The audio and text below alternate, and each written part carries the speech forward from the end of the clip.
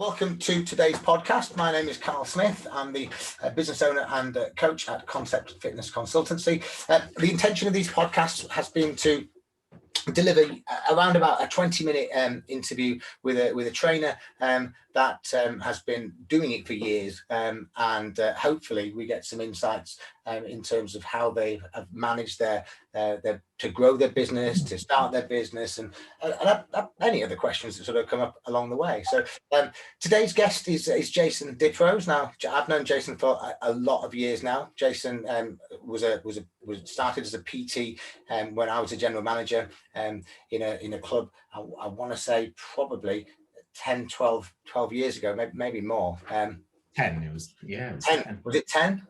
Yeah. Definitely better at math than me. So Jason has got a whole bunch of history to share. You became a manager outside of your PT, but you've always maintained a PT client base throughout that. So look, let me hand straight over to you, Jason. And how are you doing today, mate? I'm good. Yeah, I'm good. It's really sunny here in Hull. If I can look outside, I can see the palm trees as well. It looks great. Love it. Sunny Hull. And then secondly, mate, do us a favour, just talk to us a little bit about how things started for you, and way back when, like you say, it was 10 years ago. What motivated you in the first place to want to become a PT? It was weight loss. So I'm not one of these naturally gifted sports people. I've never been, or I spent most of my life inactive. I was 21 stone at one point. I got to that point when I was about 18. I went through a 10 stone weight loss in 10 months. And then that is what ultimately led me to turn to personal training. I was doing music at the time. So yeah, I go figure, I went from music to personal training overnight. It's because of the amount of time I sort of spent in the gym. I realized that was really where my main passion was. I think seeing how that weight loss changed my life and thinking then, right, I can do this for other people. This has made me feel amazing. I can do this for other people. So that's what led to the transition. And that's ultimately what motivated me to become a PT. Okay. Well, I know it's a while back, and a lot of trainers I've asked this question to have already forgotten. Who did you do your course with? It was the training room, still going reasonably strong, I think. Yeah, and it's still around now. Yeah. 6-week course. Yeah, the all-intensive one. It was in Leeds at the time. Yeah. Cool. Well remembered for a start. So you did your course. Did you? I know way back then, training room, and I think they still do now, will guarantee you a role in a particular gym, and I think they might give you a choice of one or two. Yeah, they do.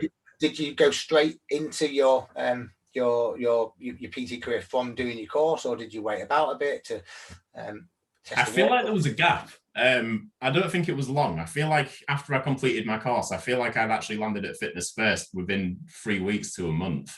So it wasn't long. Yeah. I think I'd gone for an interview at Nuffield at the time. Didn't get in there, lack of experience, which is fair enough. And then I came to you guys, saw Andy. Probably remember Andy. Yeah. Very well. Yeah, that's how it started. Yeah.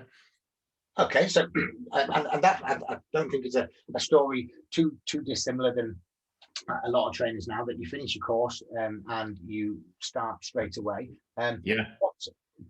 What do you remember your first day? Briefly, yeah, very briefly. I remember looking around the club. It's always weird when you think back to your first day, when you actually know a club and how familiar it becomes. The first time you walk into it, how alien it feels. And then, 3 weeks down the line, every nook and cranny. But yeah, I remember looking down from the mezzanine onto the gym floor at Fitness First in York, looking at the gym floor with these like sparkly eyes, because I didn't know nothing at all. Yeah. Looking at everyone with all this sort of hope and shimmer.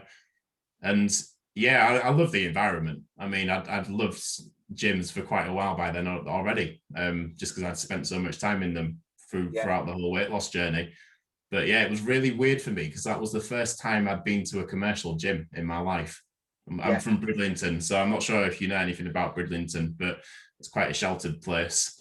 Not many people leave Bridlington, but when you do, the world, it turns out, is quite big. So yeah, I saw I saw the first commercial gym, which was Fitness First for me. And it was so weird looking at it. The environment was just so live. It was like, you know, you had all this cool music on, all this crazy equipment. And I was like, yeah, this is all right. This is pretty cool. Mate, I don't share this with many people either, but I also am from Bridlington. And, No, you're not. I thought you were from Driffield. well, I was. You don't need to know my full story necessarily, but I was born in Hull. We spent a lot of time abroad when I was young. Went to school in Scarborough. Moved back home to Bridlington when I was about 18. And I think I was about 25, maybe later on, maybe a bit later when I moved to Driffield. But a similar sort of not what I say background, but similar sort of outlook. That the gyms in Bridlington and Driffield were small.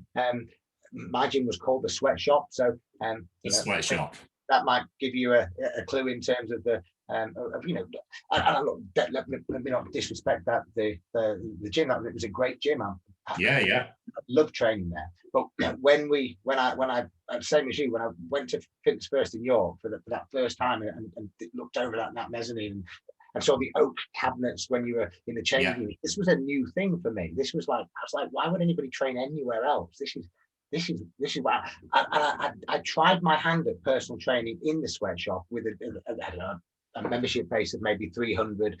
A lot of the guys were into bodybuilding. I was 18, 19, and it was a real struggle because there was no members to. I had one client for about 3 or 4 years, and I thought that there's no way personal training is going to work. And then I went to Fitness First and looked over, as I say, that mezzanine when you see everybody on the dance floor, so to speak, and you think, that's how you're going to make it work, because it's full of people that need help, and that suddenly that was exciting. So I think same sort of feelings. So your perception on gyms, isn't it? You what? Sorry. It just changes your perception on gyms. You think you know a gym, and then you see it, and you're like, whoa, it's crazy. And you know, one of the things that I tell people about, to be fair, is that I don't know, and that gym might have been just a little bit different than any other. One of the things that I've noticed in that gym is that when you left, the people behind reception always said something to you. Yeah, they always commented in a positive way, you know. And Lane and Gary, love it. Yeah, it could have been a cheesy thing. I mean, if this was way back, I remember this was Vicky and Sarah. I'm thinking about that we used to compliment you on your training before you left, which made you feel. You know, you didn't get those kind of compliments in my previous gym, and it just made you feel good about the place. Made you feel good about your training, whether it was genuine.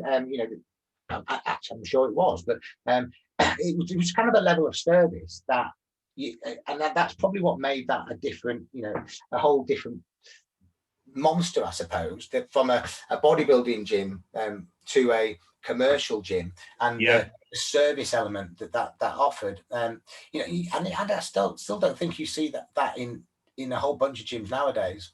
You definitely don't. No, it's just that service piece, the communication. That seems to be, for unknown reasons, the hardest bit for anyone working in a gym to get. I don't understand why. You know, you would think people working in fitness would be really sort of customer facing and vibrant, but getting a hello and a goodbye is quite hard. It's quite hard. I know, we teach it as a thing, don't we? As a in management school, saying hello and goodbye, and it becomes a directive in some businesses that that gets followed up and managed and blah blah blah.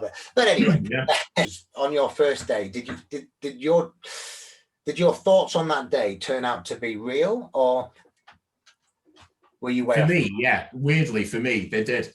The good thing about me was that I didn't know anything about personal training prior to coming into it. And when I say nothing, I mean nothing. I'm not saying I know anything now, but what I'm saying is I knew nothing, absolutely nothing. So I didn't know about gym rent. I didn't know about doing service hours. I didn't know anything. All I knew was that I wanted to do the job. So for me, when I first got told about gym rent, for instance, it didn't necessarily come as a shock because I didn't have a frame of reference. So I'd just seen this awesome environment, and then I got told about the gym rent and the service hours situation. I thought, well, yeah, whatever, it makes sense. Why not? So I had an open mind, and I didn't really bat an eyelid over it. So it did meet my expectations. I think I'm one of the rare few PTs that can, personal trainers, sorry, I don't actually like the phrase PTs. Sounds like a McDonald's burger. But yeah, I'm one of the few personal trainers that can kind of look back and say that when I came in, it did meet my expectations, because I did get to do the job that I thought I'd get to do. So yeah, quite lucky, really. Yeah, cool. Good. What just tell us a little bit about how quickly did it take you then to build up your client base? It took me, I remember for 2 weeks, I really trod water. It took me a while. 2 weeks, nothing happened. Then I got my first client after 2 weeks, and that was something that I kind of stumbled across. But realistically speaking, it was after getting my first client. I think me and you had a sales meeting in the office. And when was that? It must have been probably the following week. And from that point onwards, I mean, the material that you're delivering now, I think you gave me essentially the same material back then. Yeah. And then we moved from there, and it must have been realistically within 2.5 months, I was then delivering 30 plus sessions a week. My peak at Fitness First was 38 a week. So I didn't do too badly at all in my first year. But yeah, it was a couple of months, I'd say a month and a half after we had that meeting, that's when I actually reached sort of my apex client base. Kind of put my own twist on a few things when it came to marketing and stuff. But yeah, just using the advice that you gave, I just ran with it, because again, I was open-minded. That's always great to hear. But secondly, let's not keep it a secret. So what was the advice? Well, fundamentally, I mean, we covered quite a lot. If we were to dive into sort of the maths and the nitty-gritty behind it, if you look at your consultation figures and the amount of people that you need to speak to get X amount of consultations, etc., we'd probably be chatting about that all day. But the fundamental underlying principle of the whole thing was communication. So it all relies on communication. The more you communicate, the more business that you get as a result. And that's what came out of that meeting. It was more understanding how to communicate. So I think you've referenced yourself when you first started, when the manager just says get out on the gym floor, well, that doesn't mean anything, because what does that mean? How do we actually use that and apply that when we're speaking to people? What that meeting did was teach me how to communicate, the line of questioning to use. If you're doing a consultation, the right questions to ask. And I think more importantly, it's the open questions, making sure when you're speaking to people in a consultation or on the gym floor, it's about them telling you about what they want and their experience. And all you really have to do then is just affirm it, confirm it. And then you can work with that material, and that becomes your way of getting a sale or a client. I won't call them sales. It sounds really simple when you talk it through, doesn't it? But it's reason it's information that doesn't get passed on to you within your qualification. Once you grasp that, and I know when I first was sort of presented with that information, I started to think about all the other sales jobs that I'd had prior to being a personal trainer, and for some reason I'd forgotten or somehow didn't realize at the time that personal training is sales. A lot of personal trainers shy away at the beginning and say, I don't want to be a salesperson. That's why I got into personal training. But when you have no clients in the first, I don't know, however long it takes you to build your initial client base, 80% of your job is sales. Arguably, once you build your client base and you get to that 15, 20 clients having a session or two a week, then suddenly you get the referral traffic, and the referral business then removes an element of that, hopefully that sales process away, and maybe it flips to 20% sales and 80% PT. But until you get there, it is sales, right?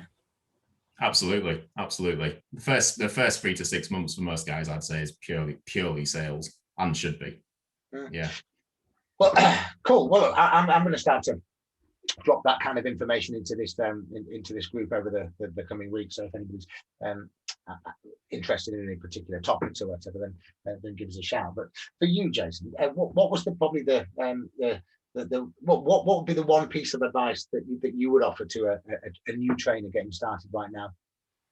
God, obviously there's a lot of advice I've received over the years, but if I was going to say one overriding piece of advice that I'd give, it is that you must be the end result that your clients are looking to achieve in some way, shape, or form.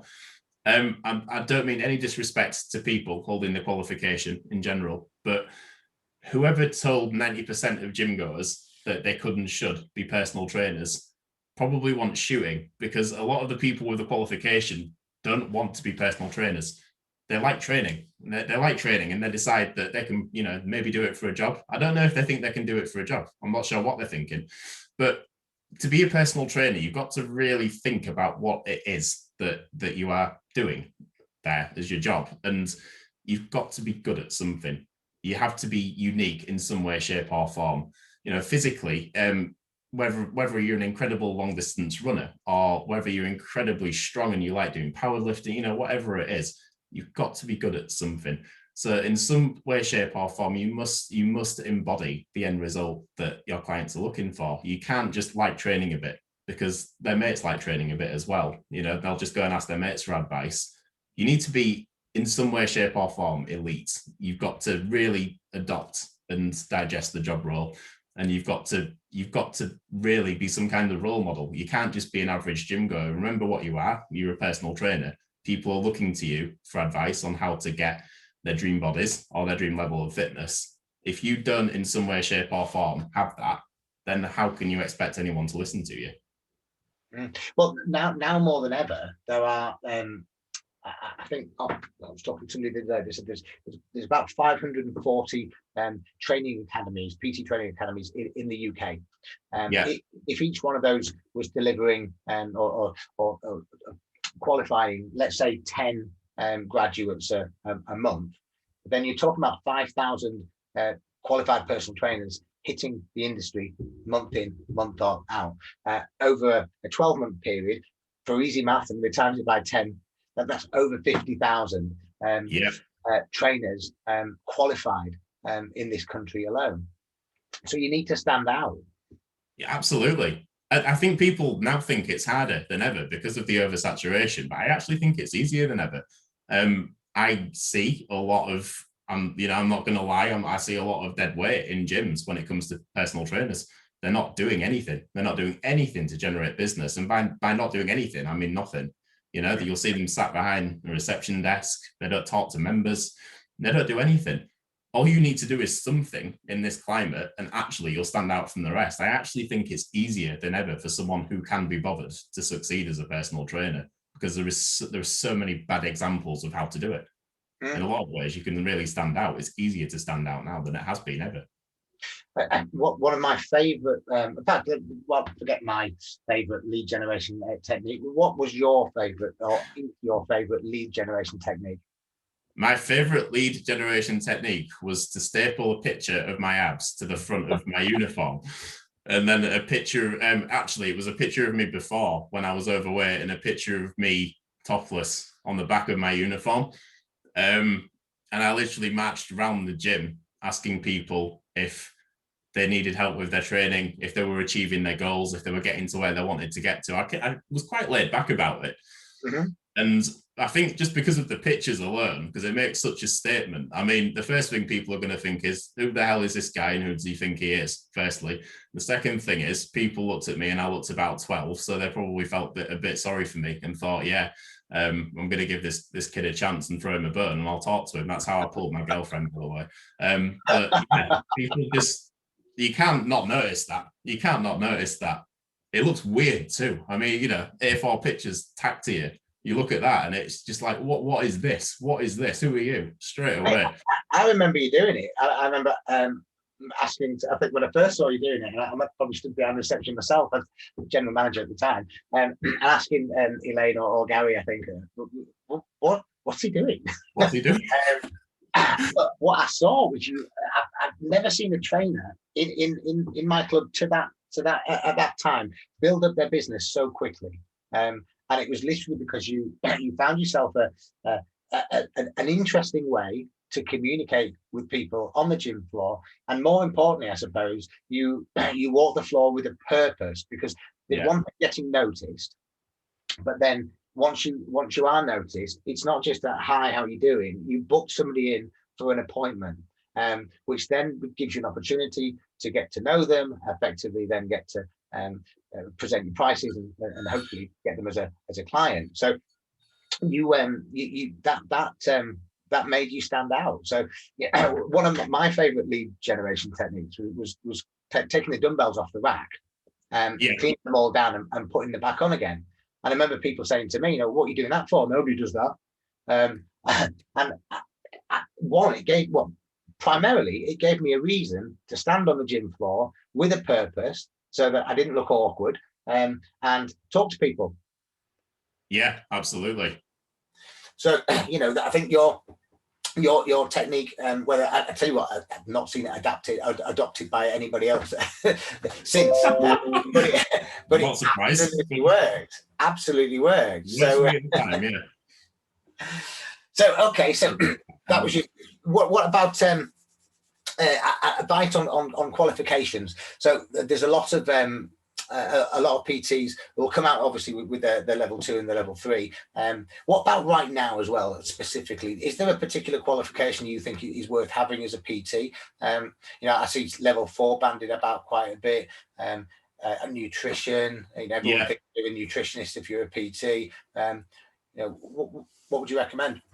The first qualification is level 3 itself. There are a lot of people, I think, still who think qualifications are optional. They're not. If you're not qualified, you're not anything. So level 3, firstly, it's a nice start. I know I talk about oversaturation of level 3, but at least they're qualified. So that's the absolute starting point. If we're looking at qualifications you can actually use and monetize, there aren't many, in my opinion. If you actually want to get something that you can add to your repertoire, sports massage is a really good one, because it's a unique string to your bow. It's not something that everyone can offer. It's something that you can make extra money from. You can actually do sports massage therapy completely independently to personal training. So it's actually another revenue stream. So yeah, in terms of useful, yeah, that's really useful. In terms of what you're actually going to use every single day on top of your level 3 qualification, I think, I'm not sure if you're aware or not, but if you're coming into the industry, you've probably got ideas as to the kind of people that you want to train and the kind of results that you want to get for people. But the majority of the people that you train want to lose weight and turn up, generally speaking. So with that in mind, on top of level 3, obesity and diabetes is a level 4 qualification in that. That's really useful because it's very relevant. It's very relevant to current climate and current situation, and in fact the people that you're going to be training. So yeah, I do think that the level 4 obesity and diabetes specialist is worth having. On top of that, the only other one that I really think you're going to use regularly is exercise referral. That's whereas you can get referrals set up from a GP surgery, so they get sent to you.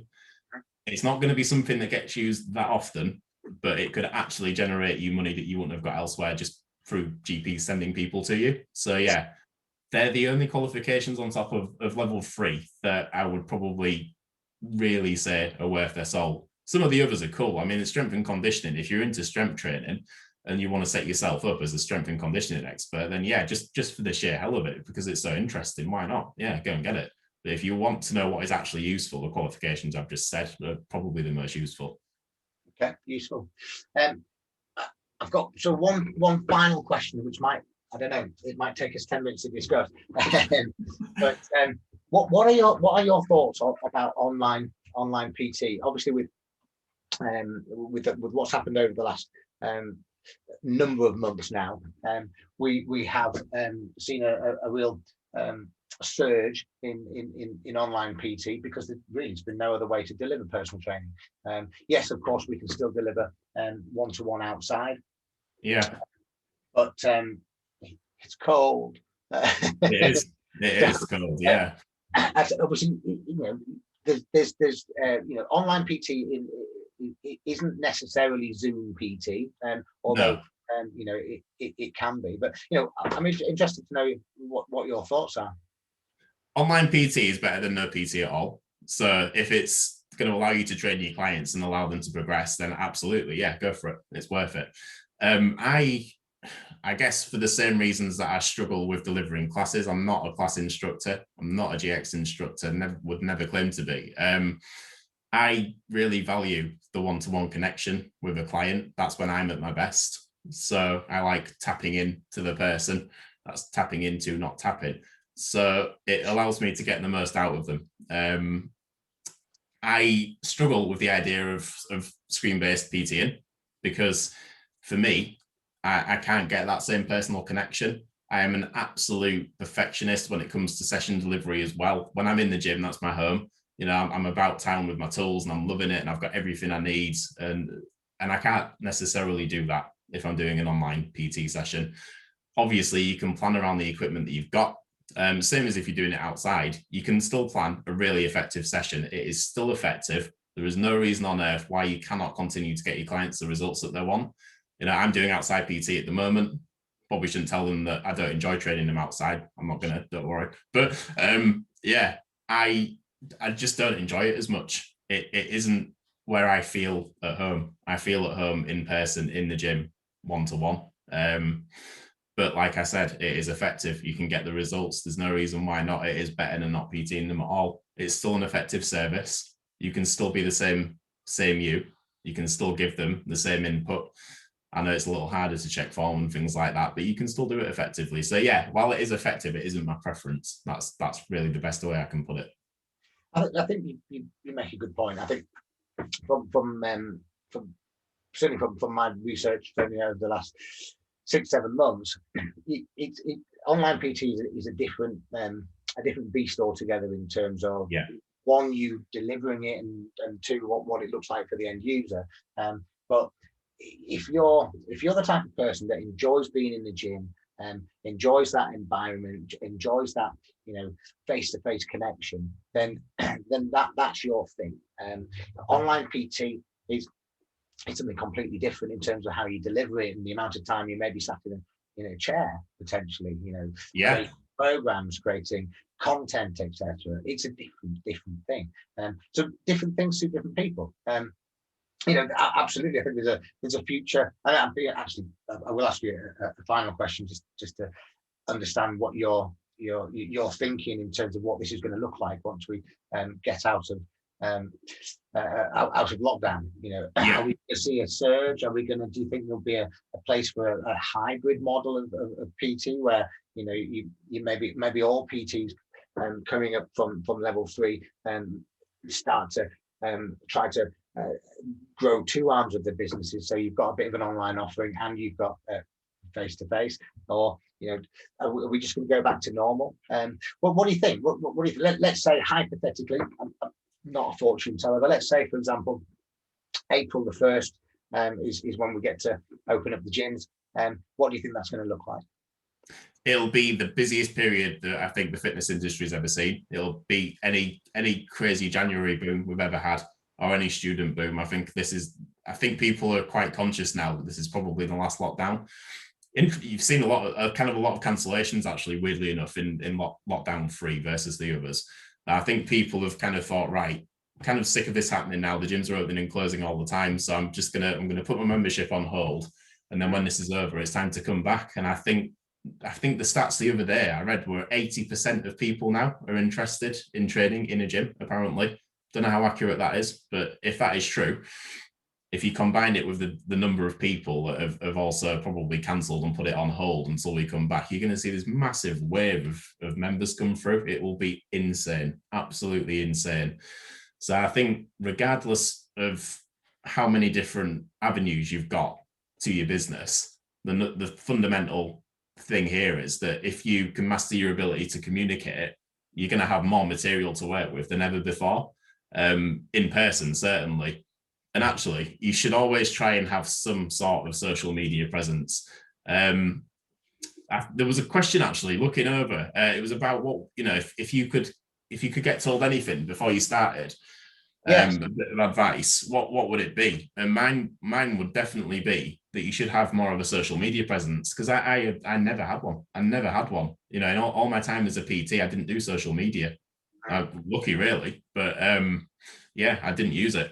So I almost regret now thinking, well, I could have had an online component somewhere there. I could have done even better if I had. So going forward, I think everyone should at least try to have some sort of social media presence. So yeah, while you will have more people to work with than ever when we reopen, just try now and establish some sort of online brand, online presence somewhere, just so that you've got another stream to work with when you get back, and then you'll be in an absolutely amazing position. The only thing I was going to say to that, Jason, is don't beat yourself up. Facebook wasn't invented when you were peating. Oh yeah. Very true. It was funny. Mate, look, thank you very much for popping on today. Really useful. It's been good to catch up. So yeah, as always.